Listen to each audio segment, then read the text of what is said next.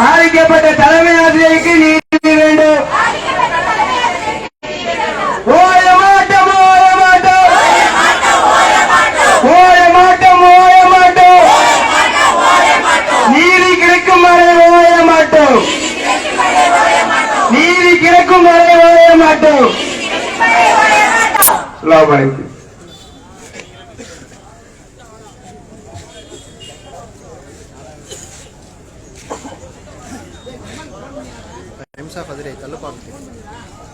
Hello.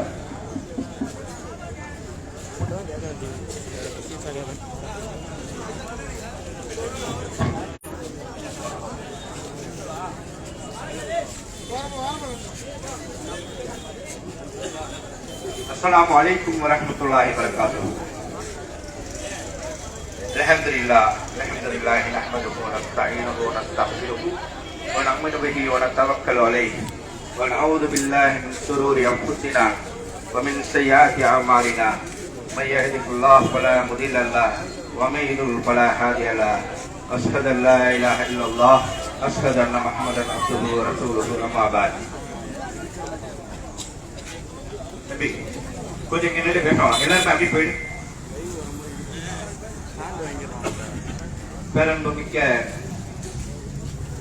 பெரியோர்களே, ஜமாத்தார்களே, சமுதாய இளைஞர்களே, மாணவ செல்வங்களே, மாணவ செல்வங்களின் தாய்மார்களே, தந்தைமார்களே, இங்கே ஒரு அவசர கோலத்தில் ஒரு ஆர்ப்பாட்டத்தை நேற்று முன்தினம் 4:30 மணிக்கு இந்த பெண்கள் மேல்நிலைப் பள்ளியில் நடந்த அநீதிக்கு எதிராய் இங்கே மக்கள் வலைதளங்களில் கேள்விப்பட்டு குழுமியிருக்கின்றீர்கள். அல்ஹம்துலில்லாஹ். இந்த ஆர்ப்பாட்டமானது எப்பயே நடத்த வேண்டியது. நம்ம காலம் கடந்துதான் நடத்திருக்கோம். காரணம், இந்த குறிப்பிடப்படக்கூடிய அகிலா என்ற உடல் கல்வி ஆசிரியை இந்த பள்ளியில் ஏராளமான ஒழுக்க சீர்கேடுகளை ஏற்படுத்தியுள்ளார் என்பது இருக்கக்கூடிய தாய்மார்களுக்கு கண்டிப்பாக தெரியும், தந்தைமார்களுக்கு தெரியும். அதாவது ஒரு ஆசிரியர் எப்படி இருக்க வேண்டும், அவங்க என்னத்தை படிச்சுட்டு வர்றாங்கன்னு தெரியல, எப்படி ஆசிரியர் இருக்க வேண்டும் என்பதை அவங்க உணர்ந்துதான் வந்திருப்பாங்க, படிச்சுட்டு வந்திருப்பாங்க. ஆனா அந்த அகிலா என்கக்கூடிய ஆசிரியைக்கு இதெல்லாம் அறவே இல்லை. காரணம், அவருடைய இந்த வாட்ஸ்அப்ல நேரத்திலிருந்து ஒரு போட்டோ பருவது பாத்தீங்களா? அந்த போட்டோவை பார்த்தா எப்படி தோணுது? இவ்வளவு ஆசிரியா தோணுதா, வேற ஏதாவது தோணுதா? அந்த அளவுக்கு மோசமான போட்டோவை என்னுடைய ஸ்டேட்டஸ்ல வச்சிருக்காங்க அம்மா. அந்த அம்மாவை அந்த ஸ்டேட்டஸ்ல எத்தனை மாணவர்கள் பார்த்திருப்பாங்க? அந்த மாணவர்கள் எப்படி வருவாங்க கொஞ்சம் யோசிச்சு பாருங்க. அந்த அகிலாவுடைய போட்டோவை இங்க வந்திருக்கக்கூடிய 90% பெற்றோர்கள் பார்த்திருப்பாங்க, இளைஞர்கள் பார்த்திருப்பீங்க. என்ன நிலையில் அந்த அம்மா போட்டோ வச்சிருக்கு, அத அவங்கள்ட்ட படிக்கக்கூடிய மாணவிகளும் பார்த்திருப்பாங்க. இதே நிலைய மாணவிகள் தொடர்ந்தா விட்டுருவீங்களா? நீங்க அனுமதி இருக்குதா? முதல்ல இந்த பள்ளியில சுமார் 1200க்கும் மேற்பட்ட மாணவிகள் படிக்கின்றார்கள். இதில் ஜாதி மத பாகுபாடு இன்றி சரிசமமாக அனைத்து சமூகத்தைச் சேர்ந்த மாணவிகளும் மாணவிகளுக்கென்றே தனியாக உருவாக்கப்பட்ட நமதூர் முன்னோர்களால் பெரிய தனவந்தர்களால் உருவாக்கப்பட்ட இந்த கல்வி நிறுவனத்தையே ஒரு கேள்விக்குறியாகவும் உலகமெல்லாம் பேசும் அளவுக்கு ஒரு கீழ்த்தரமான செயலை உருவாக்கியுள்ளார் என்றால் அந்த ஆசிரியர் மீது இனிமேலும் அந்த ஆசிரியர் இந்த பள்ளியில் பணி செய்ய வேண்டுமா? இந்த பெற்றோர்கள்ட்ட கேட்டு பாருங்க. காவல்துறை தான் சொல்றேன், வந்திருக்கக்கூடிய உளவுத்துறைகள் நோட்ஸ் எடுத்துக்கிறேன். நேற்று நடந்த சம்பவத்துக்கு பின்னாடி வர்றேன். இந்த பெற்றோர்கள்ட்ட நீங்க அந்த ஆசிரியருடைய தரத்தை தெரிஞ்சுக்கணும்னு சொன்னா இப்ப நீங்க நோட் பண்ணிக்கிறீங்க. இந்த ஆசிரியர் எவ்வளவு ஒழுக்கமானவர் சொல்லுங்க. பாருங்க, அப்படியே நீங்க மாணவர்கள்ட்ட மாணவிகள்கிட்ட போய் கேளுங்க. அவங்கள்ட்ட பயிலக்கூடிய மாணவிகள்கிட்ட போய் கேளுங்க. இந்த ஆசிரியர் எவ்வளவு ஒழுக்கமான ஆசிரியர் சொன்னா தன்னுடைய ஆசிரியை பார்த்து வளர்ந்த இன்னைக்கு இந்த ஊர்ல இந்த கல்வி நிறுவனத்துல பயின்ற எத்தனையோ பேர் உயர் பதவிகளிலும் அரசியல் பதவிகளிலும் அலங்கரித்துக் கொண்டிருக்கின்றார்கள். அதற்கெல்லாம் கேடு விளைவிக்கும் விதமாக இந்த அகிலா என்ற ஒரு ரவுடி இந்த ஊரையே தலைகுனிய வைத்திருக்கிறார். நிர்வாகம் கவனிக்க வேண்டும். இந்த பள்ளி நிர்வாகம் உடனடியாக இந்த அகிலா என்ற ரவுடியை நீங்க நிர்வாகம் யாரு வேண்டாலும் வாங்க, நீங்க யாரு வேண்டாலும் உங்க குடும்ப சொத்துன்னு சொல்றீங்க, நீங்க சந்தோஷம் அல்ஹம்துலில்லாஹ். உங்க குடும்ப சொத்தை என்ன நோக்கத்துக்காக உங்களுடைய முன்னோர்கள் விட்டு சென்றார்களோ அந்த நோக்கம் நிறைவேறுவதற்காக நீங்கள் பாடுபடுங்கள். நீங்கள் விரும்பியவர்களை ஆசிரியராக அமைத்துக் கொள்ளுங்கள். ஆனால் ஒழுக்கக்கேடானவர்களை இங்கே நிறுத்தாதீர்கள். படிக்கக்கூடியவர்கள் உங்கள் பிள்ளையும் எங்கள் பிள்ளையும் சகோதரிகள் படிக்கின்றார்கள். அவர்களுக்கு ஒழுக்கத்தை போதிக்கக்கூடிய தன்னுடைய அதாவது ஆசிரியர்கள் நடத்தையை பார்த்து அந்த மாணவர்கள் திருந்தணும். இந்த ஆசிரியை பத்தி நிறைய சொல்றாங்க, அதெல்லாம் அதிகமா பேச வேணான்னு வேற சொல்லிட்டாங்க. அதனால நான் குறைச்சுக்கிறேன். முந்தாள் நடந்த சம்பவத்துக்கு முன்னாடி இந்த ஆசிரியை பற்றி ஏராளமான புகார் எனக்கு இந்த வீட்டு பக்கத்துல தான் இருக்குது. எனக்கே வரும். எப்படி வரும்டா, ஆசிரியர் அடிச்சுட்டாங்க. ஆசிரியர் அடிக்கத்தாப்பா செய்வாங்க. எதுக்கு அடிச்சாங்க? எதுவுமே காரணம் இல்லாத விஷயங்களுக்கெல்லாம். சாப்பிட்டு அந்த பிள்ளை கை கழுவுறதுக்கு லேட்டா போயிடுச்சாங்க, அடிச்சுட்டு கண்ணத்துல அடிப்பாங்களாம். ஒரு பிள்ளைய ஒரு தாய் கூட்டிட்டு வர்றாங்க. அந்த பிள்ளையுடைய கண்ணத்துல அந்த அம்மா 4 விரல் 15 நிலையில கூட்டிட்டு வர்றாங்க. அது பொம்பளை பிள்ளை, அதனால நான் போட்டோ எடுக்கிறேன். இல்லாட்டி எடுத்து அதையும் ஒரு ஆவணமா படுத்திருப்போம். அது மாதிரி ஏராளமான புகார். நானே இன்னைக்கு இந்த தலைமை ஆசிரியர் தாக்கப்பட்டிருக்கின்றார், அதற்கு கண்டிப்பாக நீதி வேண்டும். ஆனா இதே தலைமை ஆசிரியர் அந்த அம்மாக்கு ரொம்ப சலுகை கொடுத்தாங்க. எப்படி நான் ஒரு 5 வாட்டியா ஒரு 10 வாட்டியாவது போயிருப்பேன். இந்த பிடி டீச்சருக்கு ஒரு வழியே இல்லையா, யாரை பார்த்தாலும் படிச்சு படிச்சுட்டு அடிக்குது அப்படின்னு. அடிக்கிறது மட்டும் இங்க குறைய இல்லை, யாரும் அடி வாங்காம படிக்கல. ஆனா அடிக்க வேண்டியவங்க யாரா இருக்கணும்? ஒழுக்கமானவங்களா இருக்கணும், கல்வியை போதிக்கக்கூடியவங்களா இருக்கணும். இந்த அம்மா மேல புகாரே என்னன்னு சொன்னா, ஸ்கூல் நேரத்துல ஒர்க்கிங் டைப்ல போன் பேசுவாங்களாம். சாதாரணமா போன் பேச மாட்டாங்க, வீடியோ கால் தான் பேசுவாங்களாம். லாஸ்டா அன்னைக்கு நடந்த சம்பவம் அதுதான். இத பல தடவை அவங்களுக்கு தெரிவிச்சிருக்காங்க. போன நிர்வாகம் 2 மெமோ கொடுத்திருக்காங்க. இப்ப இருந்த நிர்வாகம் 3 மெமோ கொடுத்திருக்காங்க. மெமோவோட நிறுத்திக்கிட்டாங்க. இன்னால அந்த அம்மாவை டிஸ்மிஸ் பண்ணிருக்கணும்.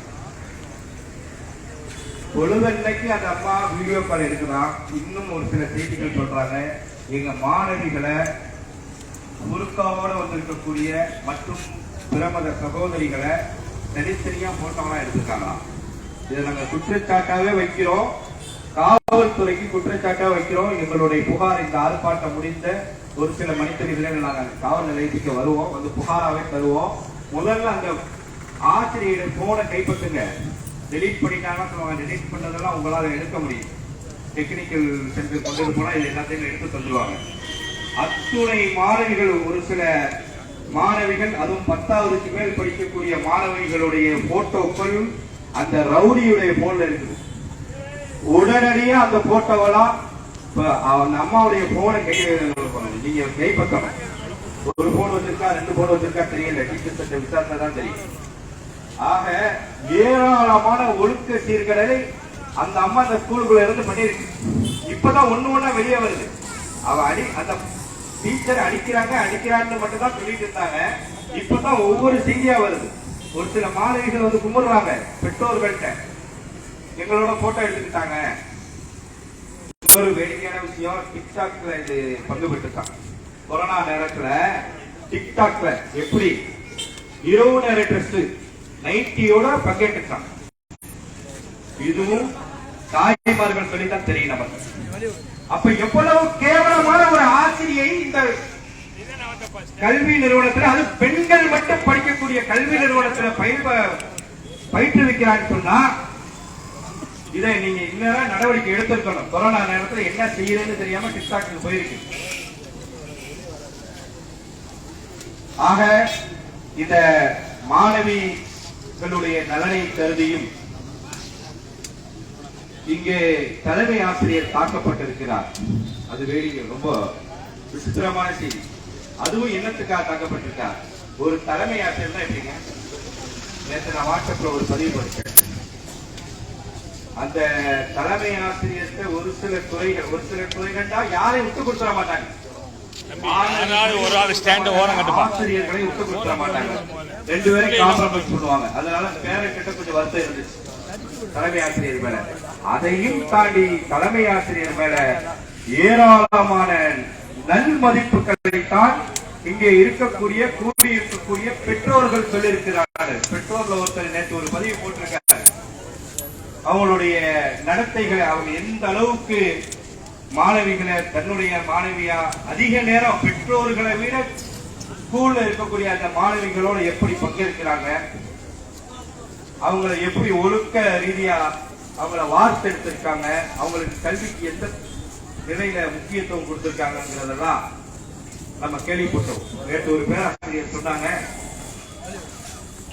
பணம் கட்டி படிக்கக்கூடிய பள்ளிக்கூடத்துல கூட செட்டம் கொடுக்க முடியாத நிலையில இந்த ஸ்கூல்ல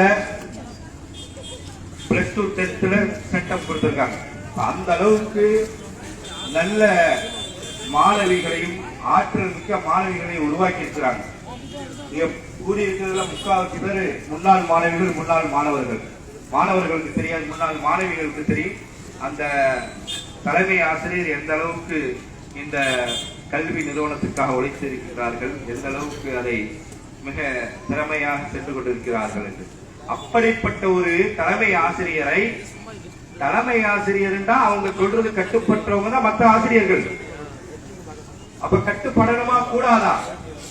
அன்னைக்கு நடந்த சம்பவம், அன்னைக்கு காலையிலிருந்து இந்த அம்மா போன், அது வீடியோ காலையே பேசிட்டு இருக்காங்க. ஒரு 4 தடவை கூப்பிட்டு கண்டிச்சிருக்காங்க. மத்தியானம் லஞ்சுக்கு போகும்போது கண்டிச்சுட்டு போயிருக்காங்க.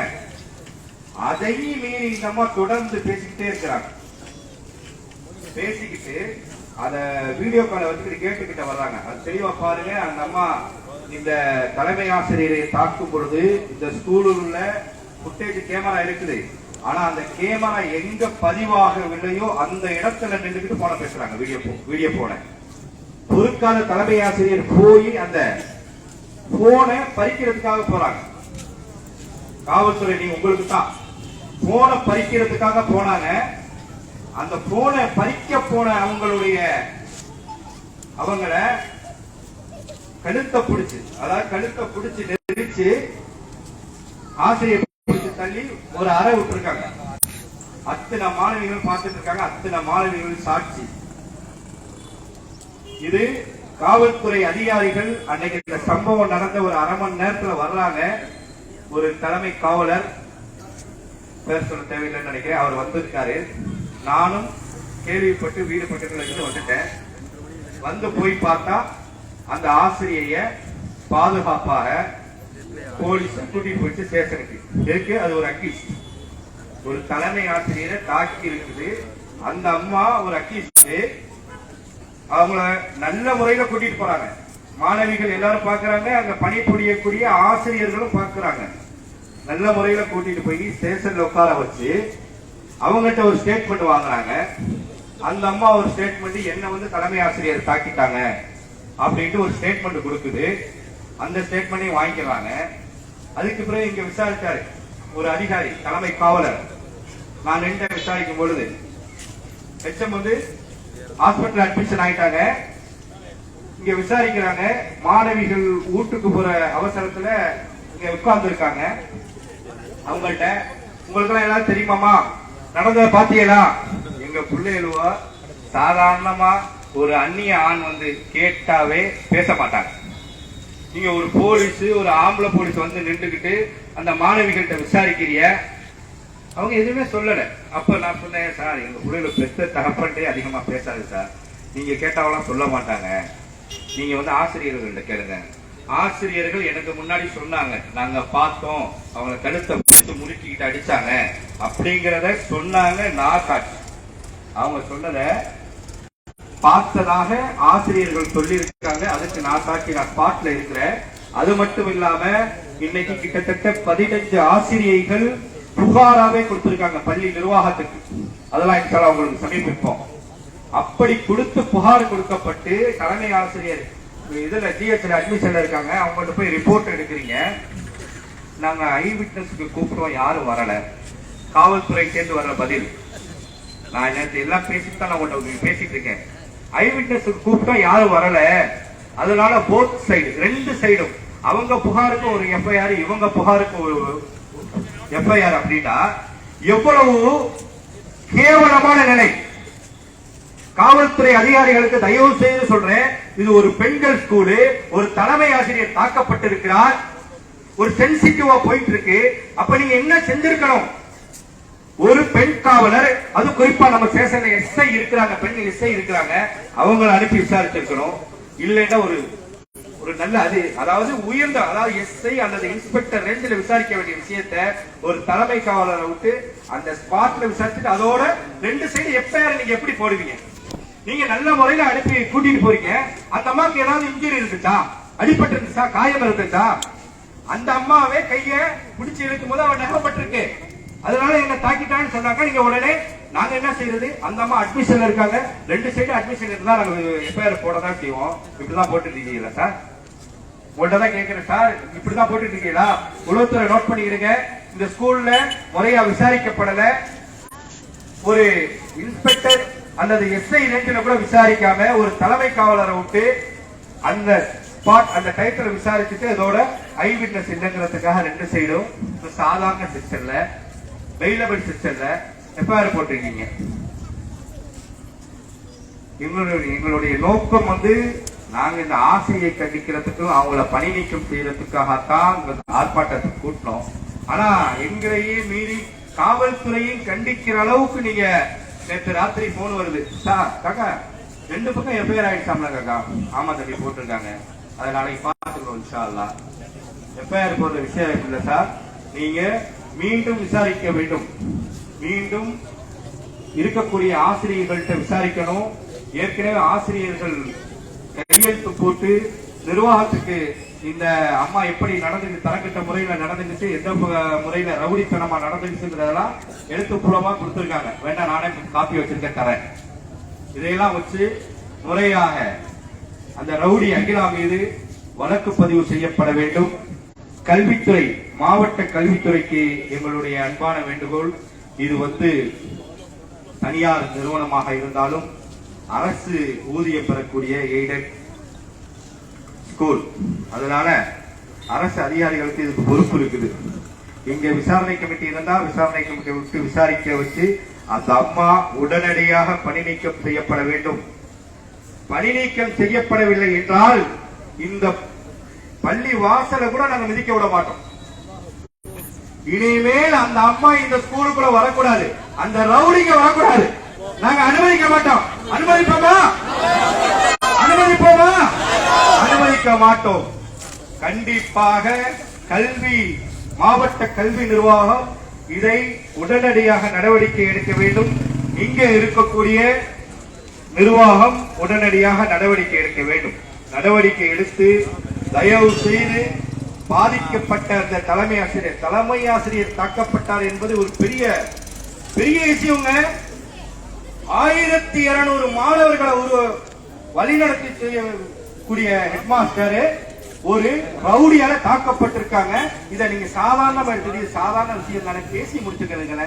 இப்ப என்னுடைய டிஎஸ்பி லைன்ல வர்றாரு, 10 நிமிஷத்துக்கு முன்னாடி டிஎஸ்பி லைன்ல வர்றாரு. பள்ளி நிர்வாகமும் நீங்கள் உட்கார்ந்து பேசினா என்ன சார்? உட்கார்ந்து பேசுற பிரச்சனையா சார் இது? அவ்வளவு மாணவர்களுக்கு முன்னாடி அந்த அம்மா ஆஸ்பத்திரி அட்மிஷனா இருக்காங்க, போய் பார்க்க போறேன் கதறி அழுகுறாங்க. ஏமா நீங்க ஏன் மேடம் நீங்க அழுவுறீங்க? அவ்வளவு மாணவிகள் முன்னாடி என்ன அவ்வளவு அசிங்கப்படுத்திட்டாங்க அம்மா அப்படின்ட்டு ரொம்ப கதறி அழுகுறாங்க. அப்படிப்பட்ட ஒரு 1200 மாணவர்கள், இதற்கு முன்னால் எத்தனை மாணவர்களை எத்தனை கல்வியாளர்களை உருவாக்கிய அந்த தலைமை ஆசிரியர் தாக்கப்பட்டிருக்கின்றார். அவருக்கு நீதி வேண்டும். நீதி கிடைக்கும் வரை நாங்கள் ஓய மாட்டோம், கண்டிப்பாக போராடுவோம். அந்த அம்மா இனிமே இந்த ஸ்கூல் வாசல்ல கால் எடுத்து வைக்க முடியாது. நீங்க என் மேல வழக்கு வேண்டாலும் போட்டுக்கிடுங்க, மிரட்டுறதாகவே நடத்துக்கிடுங்க. கண்டிப்பாக எங்களுக்கு மாணவிகள் பாதுகாப்பு முக்கியம். ஏன்னா அந்த அம்மா அடிக்கிறது மட்டும் பிரச்சனை இல்ல, ஹெட்மாஸ்டர் அடிச்சது மட்டும் பிரச்சனை அல்ல. அந்த அம்மா பல ஒழுக்க சீர்கேடுகளை செஞ்சிருக்காங்க, நான் குறிப்பிட்டு காட்டினேன். இப்ப அந்த அம்மாவுடைய போனை கைப்பற்றணும். எங்க மாணவிகள் எத்தனை பேருடைய போட்டோக்கள் அவர்கிட்ட இருக்குன்னு தெரியணும் எங்களுக்கு. அது எல்லாம் முறையாக கைப்பற்றப்பட வேண்டும். முறையான விசாரணை கமிஷன் அமைக்க வேண்டும். இதை நாங்கள் விடமாட்டோம். கொஞ்ச நேரம் அந்த முடிச்சிடலாம் இன்ஷா அல்லாஹ். அன்பான தாய்மார்களே, கொஞ்சம் தண்ணி, தாய்மார்கள் தண்ணி கொடுப்பாங்க, வெயிலா இருக்கு. அதனால என்னுடைய இந்த கண்டன ஆர்ப்பாட்டத்தை முடிச்சுக்கிட்டு அடுத்து நம்மளுடைய தலைமை கழக பேச்சாளர் வந்திருக்காங்க. அவங்க ஒரு சிலர் சொல்லுவாங்க. இந்த கல்வி நிர்வாகம் NKM ட்ரஸ்ட் கண்டிப்பாக உடனடியாக நீங்க யாரு வேண்டாலும் நிர்வாகத்துவாங்க. இந்த நிர்வாகம் போனதாக சொல்லிக்கிறாங்க, போனது போகாததும் அது அவங்களுக்குள்ள ஒரு குடும்ப பிரச்சனை, அது அவங்களுக்கு தெரியும். நீங்க யாரு வந்தாலும் இந்த அகிலா என்ற ரவுடி இந்த ஸ்கூல்ல ஆசிரியரா இருக்கக்கூடாது. உங்களுக்கு கடந்த காலங்களில் வேற ஏதாவது உதவி செய்திருந்தாலும் நீங்க தனியா வச்சுக்கிடுங்க. இந்த ஸ்கூலுக்கு அவ வரக்கூடாது, வந்தால் நாங்கள் விடமாட்டோம். இந்த பொதுமக்கள் சாட்சியாக உங்களிடம் சொல்லிக் கொள்கிறோம். அந்த அம்மாவை தடுத்து நிறுத்துவோம். இந்த அம்மா பள்ளிக்கூடத்துக்கு வரக்கூடாது. வேற மிரட்டெல்லாம் எங்கிட்ட விட்டு பார்த்தாங்க, இது அப்படி போயிரு இப்படி போய் எது போனாலும் நாங்க தயாரா இருக்கோம் சந்திக்க. ஆகவே உடனடியாக நடவடிக்கை எடுக்கப்பட வேண்டும். ஹெட்மாஸ்டர் மேல போட்ட வழக்கு உடனடியாக எம்எஃப் பண்ணப்பட வேண்டும். நீங்க விசாரிங்க, ஹெட்மாஸ்டர் அடிச்சாங்களா? நீங்க தான் அந்த அம்மாவை நல்ல முறையில நீங்க ஜீப்ல ஏற்றிட்டு ஸ்டேஷன் கூட்டிட்டு போறீங்க, இன்ஜூரியே இல்ல. அப்படிப்பட்ட அந்த அம்மா யாரோ செட்டிங்ல போய் ஒரு 4 அட்வொகேட் வச்சுக்கிட்டு பட்டுக்கோட்டை ஜிஹெச்ல படுத்துக்கிட்டு எனக்கு என்ன தாக்கிட்டாங்கன்னு சொன்னாங்க. நீங்க அதை புகாரா எடுத்துக்கிறீங்களா? ரிப்பேரா போடுவீங்களா? அப்ப எவன் வேண்டாலும் கத்தியால கட்சிட்டு ஹாஸ்பிட்டல் போய் படுத்துக்கிட்டு எனக்கு வேண்டாதவன் அடிச்சுட்டான்னு சொன்னாக்கா எஃப்ஐஆர் போட்டுவீங்களா? விசாரிக்காம நீங்க எஃப்ஐஆர் போட்டீங்க. எப்படி போட்டீங்க? உலோக்கு நேரத்து நான் சொல்லிட்டு போறேன் சார், விசாரிங்க, தயவு செய்து விசாரிங்க, ஸ்கூலுக்கு போங்க, அங்க ஆசிரியர்கள்ட்ட கேளுங்கன்னு சொல்லி இருக்க. நீங்க எஃப்ஐஆர் போட்டிருக்கீங்க. இதையும் நாங்கள் இந்த ஆர்ப்பாட்டம் மூலமாக வன்மையாக கண்டிக்கின்றோம். 2 பக்கம் எஃப்ஐஆர் போடக்கூடாது, ஒரு பக்கம் தான் போட வேண்டும். எங்கள் HML போடப்பட்ட எஃப்ஐஆர் திரும்ப பெறப்பட வேண்டும். இந்த அகிலா மீது இன்னும் அது போர்க்க அளவுக்கு வரும். நாங்கள் கலெக்ட் பண்ணிட்டு இருக்கோம், கொண்டு வந்து தருவோம். அந்த அம்மா துரிதமாக விசாரிக்கப்பட்டு நடவடிக்கை எடுக்கப்பட வேண்டும் என்று கேட்டுக்கொண்டு அடுத்ததாக ஒரு கண்டன கோஷத்தை எங்களுடைய மாவட்ட தலைவர் ஷேக் மீது எழுப்புவார்கள். அதைத் தொடர்ந்து எங்களுடைய மாநில தலைமை கழக பேச்சாளர் பேசுவார்கள். நீங்க லாஸ்டா செய்யுங்க.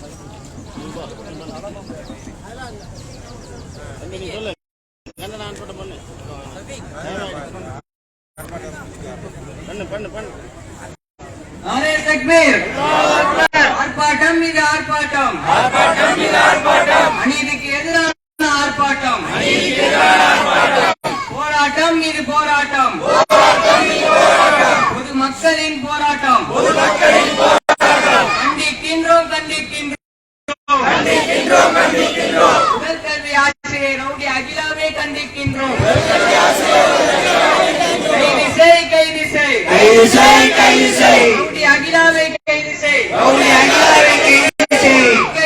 வெட்கக்கேடு பள்ளி நிர்வாகத்திற்கே வெட்கக்கேடு நடவடிக்கை எடு. மாவட்ட கல்வி நிர்வாகமே அகிலாவின் மீது நடவடிக்கை எடு. பணி நீக்கம் செய். வரம்பு மீறிய ரவுடி ஆசிரியரை அகிலாவிலே உடனடியாக பணி நீக்கம் செய். நீதி வேண்டும். பாதிக்கப்பட்ட தலைமை ஆசிரியருக்கு நீதி வேண்டும். ஓய மாட்டோம். நீதி கிடைக்கும் வரை ஓய மாட்டோம்.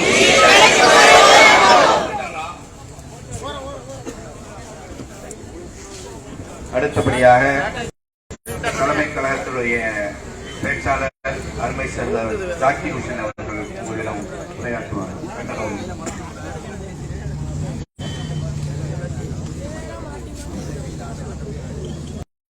அஸ்ஸலாமு அலைக்கும் வரஹ்மத்துல்லாஹி வபரகாத்துஹு.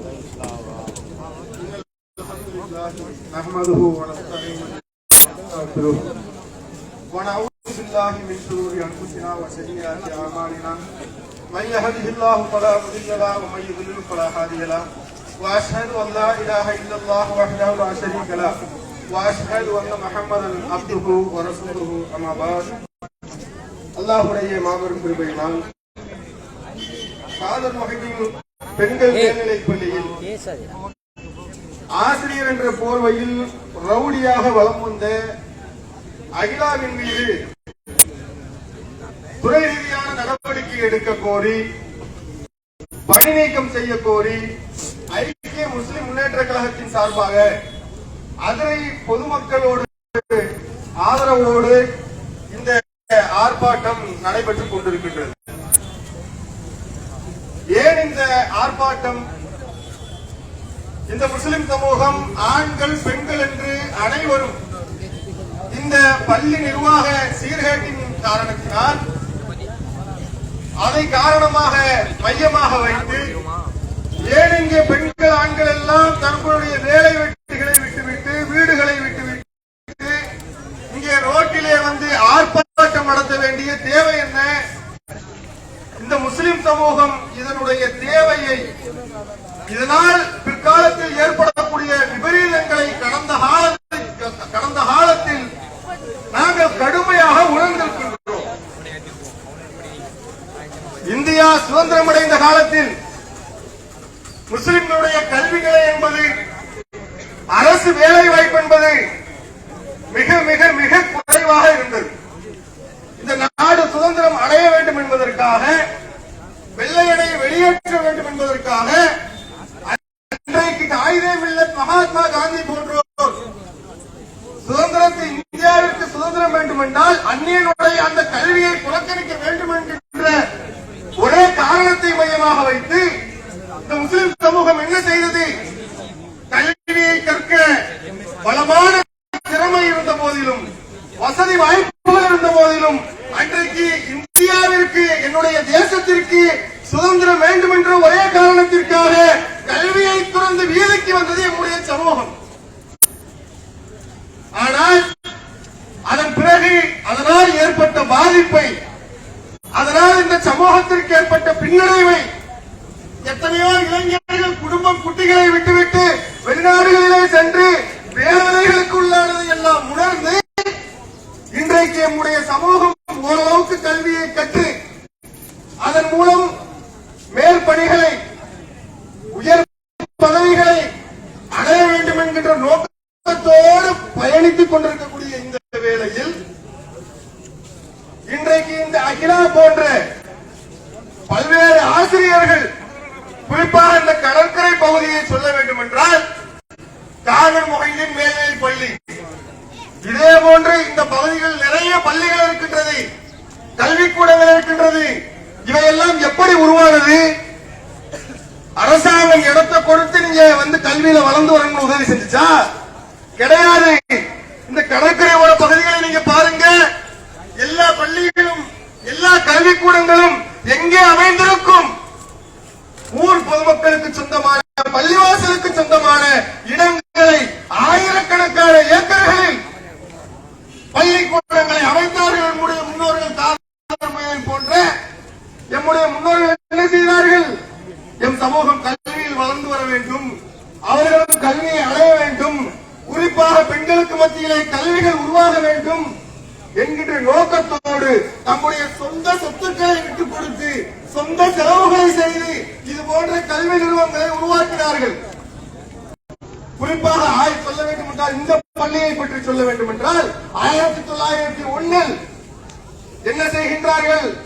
நம்முடைய சமூகம் கல்வியிலே பின்தங்கி இருக்கின்றது என்பதை காரணம் காட்டி பல நூறு ஏக்கர்களை ஒதுக்கி இந்த இடத்திலே கல்விக்கூடத்தை கல்லூரியை அமைத்தார்கள், மதரசாவை அமைத்தார்கள். காலம் கடந்து செல்கின்றது. மார்க்க கல்வி மட்டும் போதாது.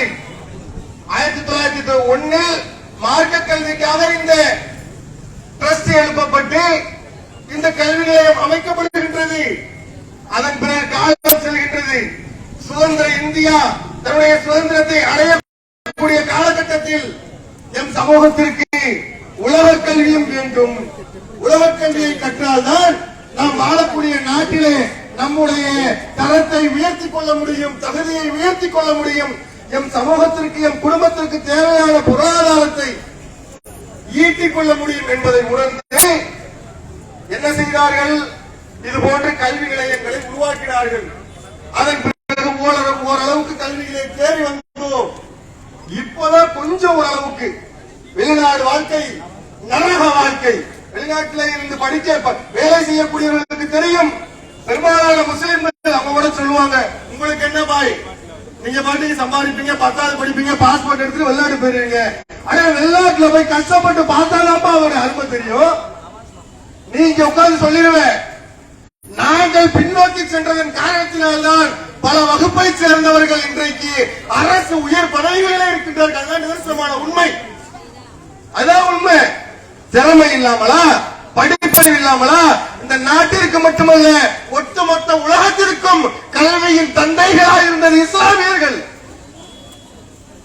கணக்கு பாடங்களை, அறிவியல் பாடங்களில் பல பாடத்திட்டங்களை உருவாக்கியவர்கள் முஸ்லிம்கள்.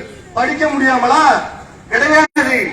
அன்றைக்கு சுதந்திர இந்தியாவிற்கு சுதந்திரம் வேண்டும், வெள்ளையனை புறக்கணிக்க வேண்டும், கல்வியை புறக்கணிக்க வேண்டும் என்றுதான் நாங்கள் அதை துறந்தோம். அதன் பிறகு வேண்டும் என்று நினைத்தோம், கற்றுக் கொண்டிருக்கின்றோம். இன்றைக்கு கல்வியால் ஓரளவுக்கு நிலை அடைந்து கொண்டிருக்கின்றோம். இந்த நேரத்தில் என்ன செய்யறாங்க? இந்த ரவுடி, இது ரவுடி மட்டுமாரி தெரியல இந்த அகிலா. இதற்கு பின்னால் பெரிய பலம் இருக்கின்றது. இல்லை என்றால் இப்படிப்பட்ட ஒரு கல்வி நிலையத்தில் அமர்ந்து கொண்டு ஒரு தலைமை ஆசிரியரை தாக்கக்கூடிய அளவுக்கு தைரியம் வருகிறது என்றால் எம்முடைய பிள்ளைகளை, பொம்பளை பிள்ளைகளை வீட்டில் அடிக்கிறதுக்கு கை வைக்கிறதுக்கே யோசிப்போம். தவறு செஞ்சா கூட கூப்பிட்டு அறிவுரை சொல்லுவோம், புத்திமதி சொல்லுவோமே தவிர எங்க பிள்ளைகளை தோற்க மாட்டேயா.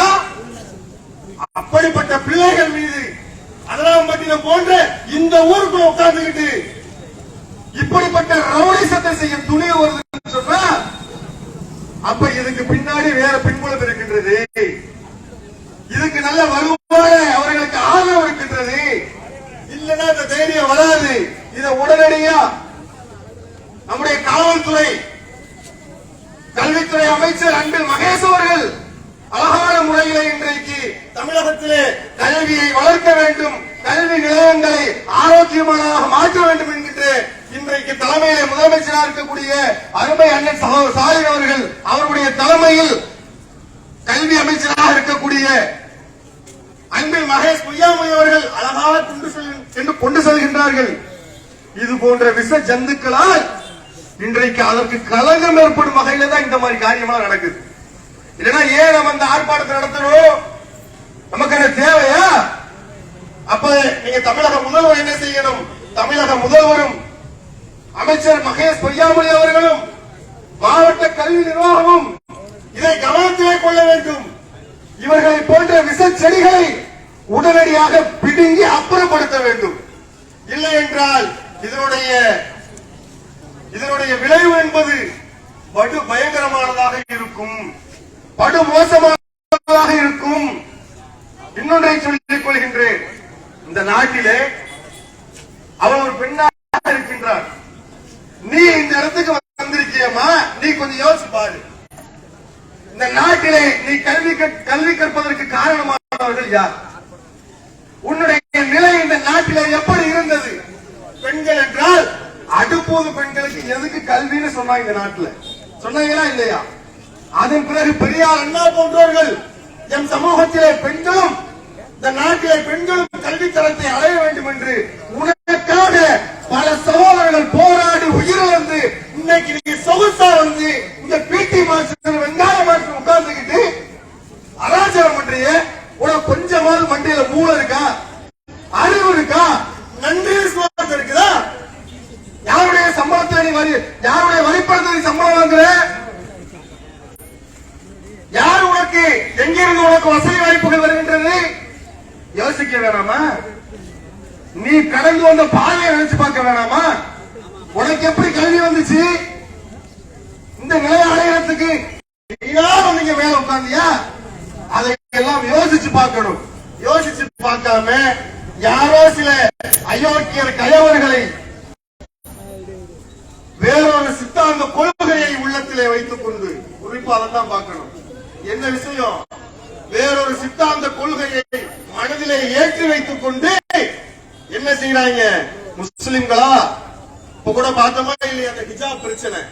இந்த நாட்டிலே இந்த நாட்டுடைய சுதந்திரத்திற்காக, இந்த நாட்டுடைய வளர்ச்சிக்காக எண்ணற்ற ஏராளமான வார்த்தைகளில் சொல்லி முடிக்க முடியாத தியாகங்களை செய்த இந்த சமூக மக்கள் கல்வியில கொஞ்சம் வந்தவன பொருட்களை பாசிக்கிறதுக்கு என்ன செய்யறான்?